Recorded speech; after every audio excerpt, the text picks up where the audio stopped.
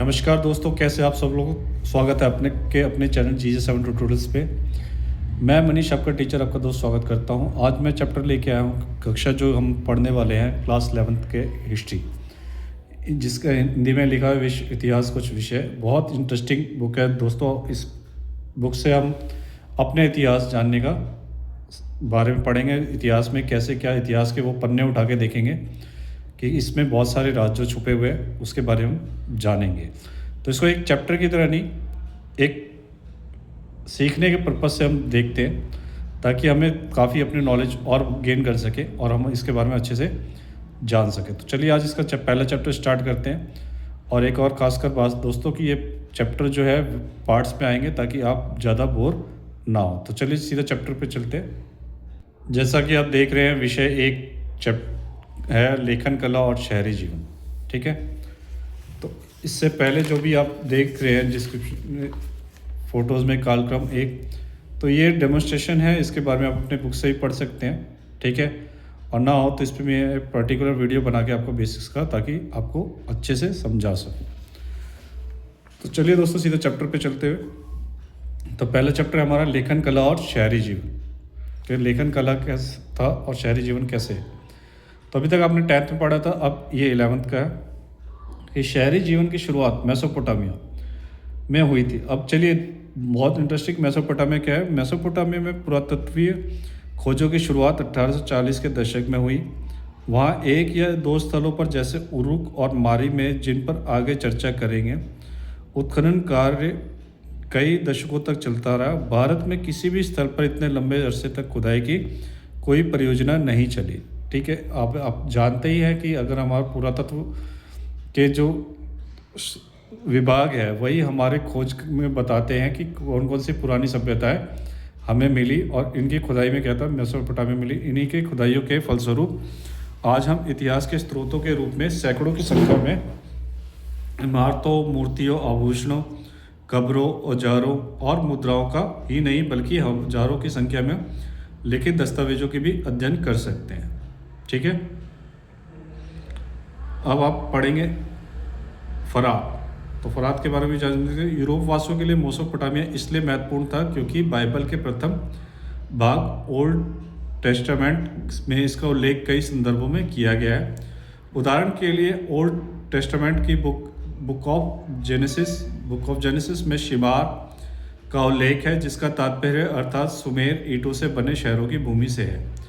Europe के यात्री और विद्वजन मेसोपोटामिया को एक तरीके से अपने पूर्वजों की भूमि मानते थे, और जब इस क्षेत्र में पुरातत्वीय खोज की शुरुआत हुई तो ओल्ड टेस्टामेंट के अक्षरशः सत्य को सिद्ध करने का प्रयत्न किया गया। 19वीं सदी के मध्य से मेसोपोटामिया के अतीत को खोजे जाने के उत्साह में कभी कोई कमी नहीं, और सन 1873 में ब्रिटिश सरकार समाचार पत्र ने ब्रिटिश म्यूजियम द्वारा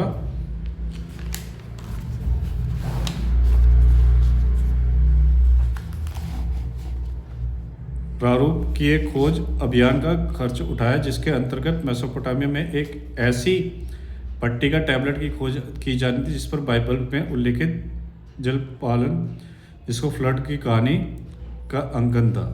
और 1960 के दशक तक यह समझा जाता था कि ओल्ड टेस्टामेंट की कहानियाँ अक्षरांश सही नहीं है, लेकिन ये इतिहास में हुए महत्वपूर्ण परिवर्तनों के अतीत को अपने ढंग से अभिव्यक्त करती है, और धीरे धीरे पुरातत्विक तकनीकें आधिकारिक, उन्नत और परिष्कृत होती गई।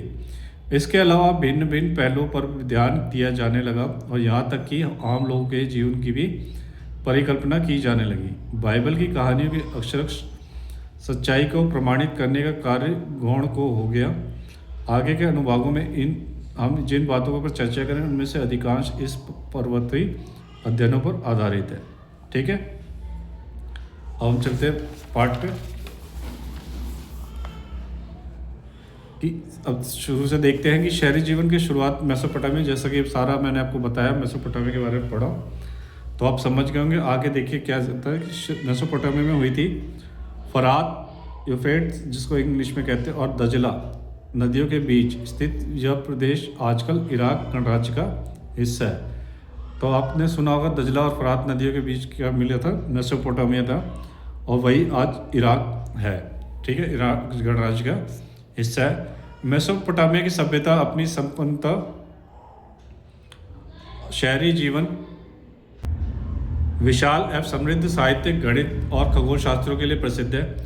मेसोपोटामिया की लेखन प्रणाली और उसका साहित्य पूर्वी भूमध्य सागरीय प्रदेशों और उत्तरी सीरिया तथा तुर्की में 2000 ईसा पूर्व के बाद फैला, जिसके फलस्वरूप उस समस्त क्षेत्रों के राज्यों के बीच आपस में, यहाँ तक कि मिस्र के फराओ के साथ भी मेसोपोटामिया की भाषा और लिपि में लिखी पढ़ी होने लगी।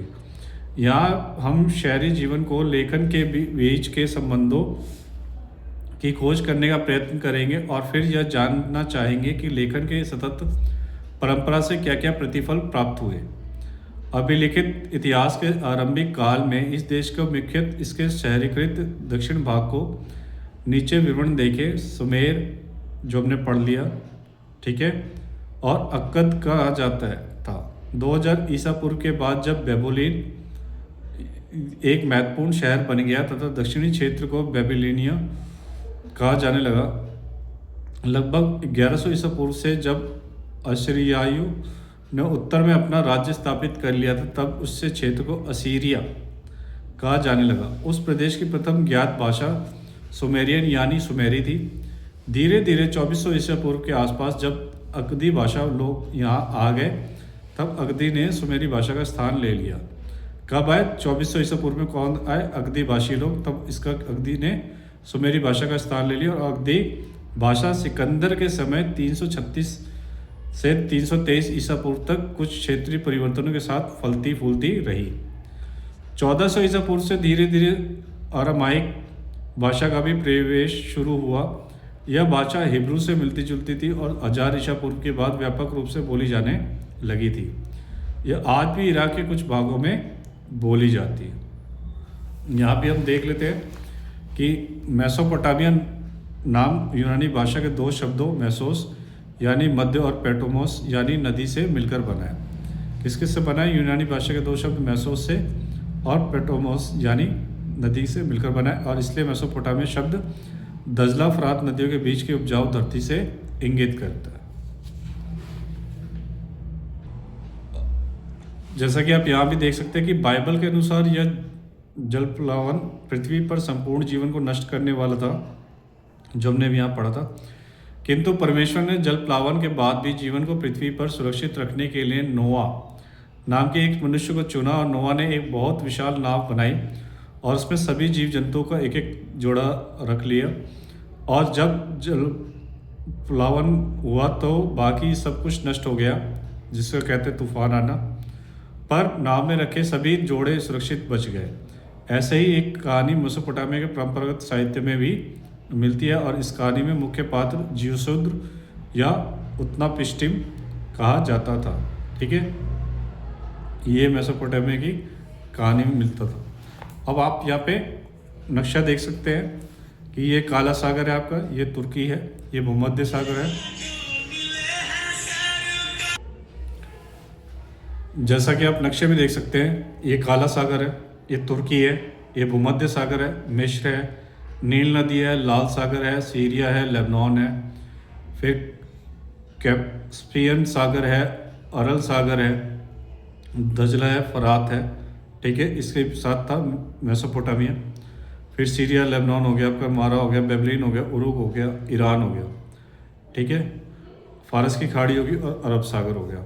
ये आपका नक्शा है, किसका है? ये पूर्वज श्रेणी होगा। अब देखते हैं मेसोपोटामिया और उसका भूगोल। इराक भौगोलिक विविधता का देश है। इसके पूर्वोत्तर भाग में हरे भरे ऊंचे नीचे मैदान हैं, धीरे धीरे विकसित पर्वत श्रृंखला के रूप में फैलते गए हैं। साथ ही यहाँ स्वच्छ झरने तथा जंगली फूल है, जहाँ अच्छी फसल के लिए पर्याप्त वर्षा हो जाती है। यहाँ 7000 से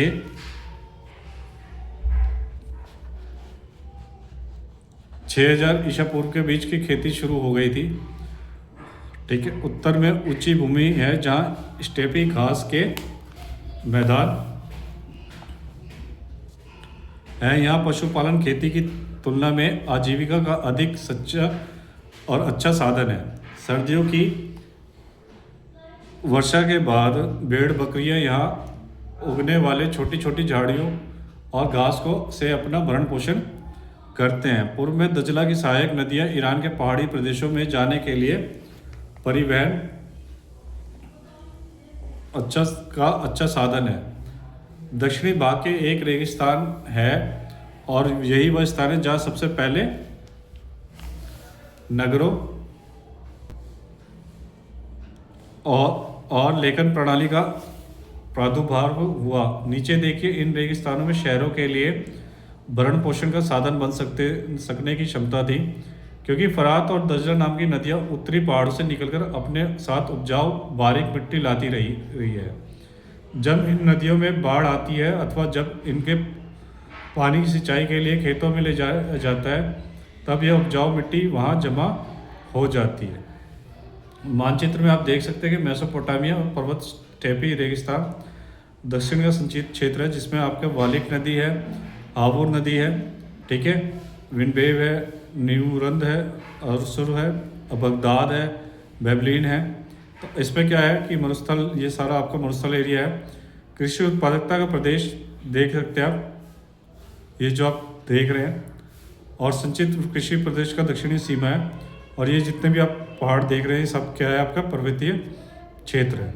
और ये जितने भी हरे हैं ये सब आपका क्या है, कृषि उत्पादकता का क्षेत्र है, ठीक है। और ये खाड़ी है, बंगाल की खाड़ी। तो फरात नदी रेगिस्तान में प्रवेश करने के बाद कई धाराओं में बढ़कर बहने लगी है। लगती है कभी कभी इन धाराओं में बाढ़ आ जाती है, और पुराने ज़माने में ये धाराएं सिंचाई की नहरों का काम देती थी। इनमें आवश्यकता पड़ने पर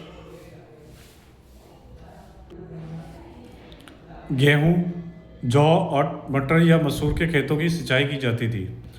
रोम साम्राज्य विषय 3 सहित सभी पुरानी व्यवस्थाओं में दक्षिण मेसोपोटामिया की खेती सबसे ज़्यादा उपज देने वाली हुआ करती थी। हालांकि वहाँ फसल उपजाने के लिए आवश्यक वर्षा की कुछ कमी रहती थी। खेती के अलावा भेड़ बकरियां स्टेपी घास के मैदानों, पर्वतीय मैदानों और पहाड़ों के ढालों पर पाली जाती थी। यह उपजाऊ स्थान बाढ़ की नदियों से काफ़ी ऊंचाई पर स्थित थे, जिनसे भारी मात्रा में मांस, दूध और ऊन आदि वस्तुएं मिलती थी। इसके अलावा नदियों में मछलियों की कोई कमी नहीं थी, और गर्मियों में खजूर के पेड़ को फल पेड़ खजूर देते थे। लेकिन हमें यह सोचने की गलती नहीं करनी चाहिए कि शहरों का विकास केवल ग्रामीण समृद्धि के लिए बल पर ही हुआ था। इस विकास के अन्य कारकों के विषय में हम बारी से चर्चा करेंगे, लेकिन पहले हम शहरी जीवन के बारे में स्पष्ट जानकारी लेना चाहेंगे। इसके बाद है शहरीकरण का महत्व। शहर और नगर बड़ी संख्या में लोगों को रहने के ही स्थान नहीं होते थे। जब किसी अर्थव्यवस्था में खाद्य उत्पादन के अतिरिक्त अन्य आर्थिक गतिविधियां विकसित होने लगती है, तब किसी एक स्थान पर जनसंख्या का घनत्व बढ़ जाता है। इसके फलस्वरूप कस्बे बसने लगते हैं। ऐसी स्थान पर जनसंख्या का घनत्व बढ़ जाता है, इसके फलस्वरूप कस्बे बसने लगते हैं। ऐसी परिस्थितियों में लोगों को कस्बों में इकट्ठा रहने के लिए फायदेमंद सिद्ध होता है।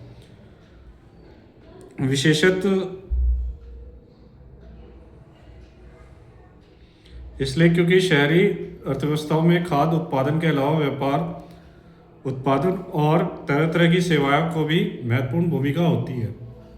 नगर के लोग आत्मनिर्भर नहीं रहते और उन्हें नगर या गांव के अन्य लोगों के द्वारा उत्पन्न वस्तुओं पर या दी जाने वाली सेवाओं के लिए उन पर आश्रित होना पड़ता है। आप देखते हैं कि आप भी शहरों में रहते हैं, तो शहर में क्या होता है कि वो जहाँ पे मैन्युफैक्चरिंग होती है उसके ऊपर निर्भर करते हैं, ताकि वहाँ से माल आएगा तो भी हम उसको यूज़ कर सकते हैं।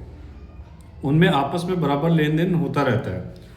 उदाहरण के लिए एक पत्थर की मुद्रा बनाने वाले को पत्थर घेरने के लिए कांसे को औजारों की जरूरत पड़ती नहीं, ठीक है, पड़ती है। वह स्वयं ऐसे औजार नहीं बना सकता है,